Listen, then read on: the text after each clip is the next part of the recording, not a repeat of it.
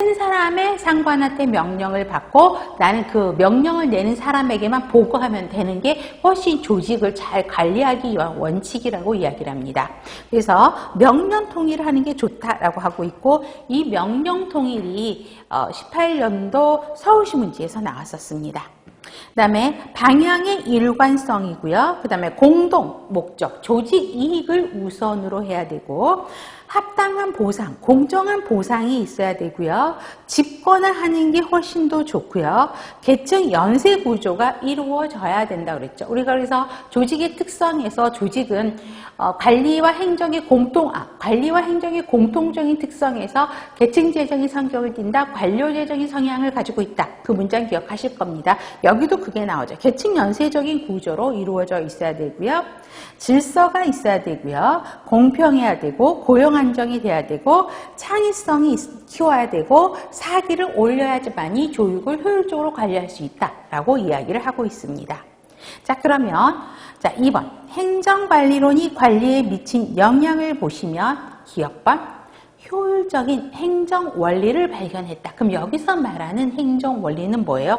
기획, 조직, 지휘, 조정, 통제라고 하는 행정 원리를 발견했고요.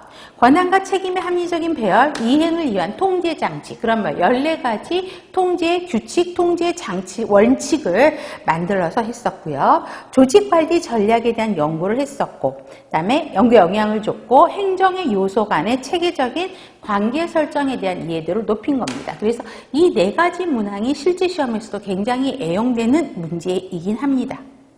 자, 비판점은 과학적으로 검증되지 않는 관리 원칙과 개념을 제시해서 이론적인 근거가 불충분하다라고 이야기를 하는 게 뭐냐면, 자, 과학적으로 검증되지 않았다라는 건 뭐냐면, 여러분들 그냥 페이올은 이 14가지 원칙을 내세우면서 이렇게 관리하면 좋다라고 있는데, 이 14가지 원칙 중에서 조금 충돌하는 경향이 뭐냐면, 자, 8번 보세요. 36페이지에 8번 보면 직권화를 하는 게 좋다라고 하고 있죠.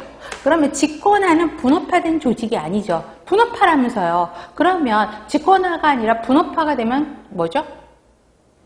직권화가 분권화가 돼야 되잖아요. 그런데 직권화라 그러면서 일을 나누는 게 좋다라고 이야기를 하고 있고, 또 여러분들이 나중에 공부를 하시다 보면 직권화 조직은 이렇게 되어 있는 게 직권화된 조직이죠.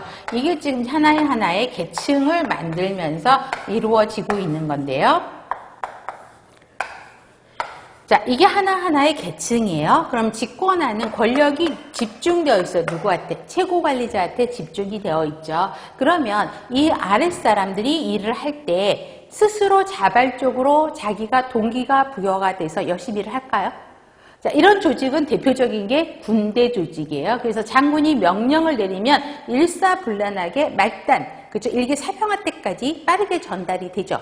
그러면 어때요? 장군만만 믿고 따라서 하면 일이 진행이 되기 때문에 이 아래 구성원들의 동기부여라든가 창의성 이런 거는 말살되는 조직이 직권화 조직이에요. 창의성 없어요. 안 키워져요. 이런 직권화 조직에서는. 그런데 그 페이오리 관리 원칙에서는 뭐예요? 아까 창의성을 키워라, 사기를 올려라 라고 이야기를 한다 그랬죠. 그거는 직권화하고 반대되는 개념. 직권화에서는요, 나중에 또 공부하시겠지만